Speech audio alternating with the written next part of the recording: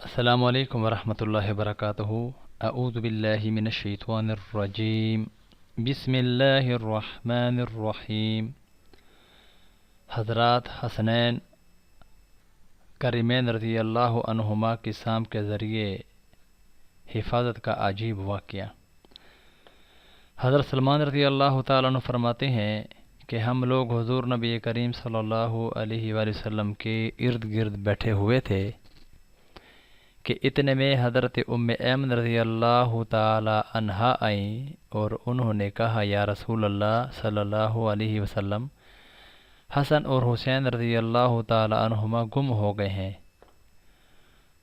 اور اس وقت دن چڑھ چکا تھا۔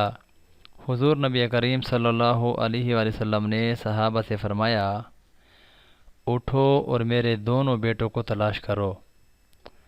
چنانچہ ہر آدمی نے اپنا راستہ لیا اور چل پڑا، اور میں حضور نبی کریم صلی اللہ علیہ وسلم کا راستہ لے کر چل پڑا۔ حضور نبی کریم صلی اللہ علیہ وسلم چلتے رہے یہاں تک کہ ایک پہاڑ کے دامن میں پہنچ گئے تو دیکھا کہ حضرت حسن اور حضرت حسین رضی اللہ تعالی عنہما ایک دوسرے سے چمٹے ہوئے کھڑے ہیں، اور پاس ہی ایک کالا ناگ اپنی دم پر کھڑا ہے جس کے منہ سے آگ کی چنگاریاں نکل رہی ہیں۔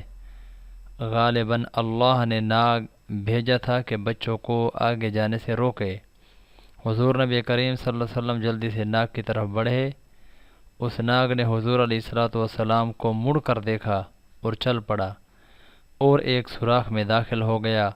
پھر حضور نبی کریم صلی اللہ علیہ وسلم ان دونوں کے پاس گئے اور دونوں کو ایک دوسرے سے جدا کیا اور دونوں کے چہرے پر ہاتھ پھیرا اور فرمایا، میرے ماں باپ تم دونوں پر قربان ہوں، تم دونوں اللہ رب العزت کے ہاں کتنے قابل احترام ہو۔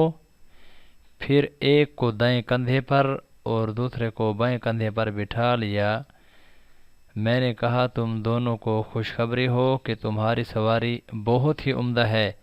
حضور علیہ الصلوۃ والسلام نے فرمایا، یہ دونوں بہت عمدہ سوار ہیں اور ان کے والدین دونوں سے بہتر ہیں۔ حیات الصحابہ جلد دوم صفحہ 869۔ محترم اور دوستو، یہ حضرات حسنین کریمین رضی اللہ عنہما کا ایک عجیب سام کے ساتھ واقعہ ہے۔ اللہ رب العزت ہم سب کو ان حضرات کے نقش قدم پر چلنے کی توفیق عطا فرمائے۔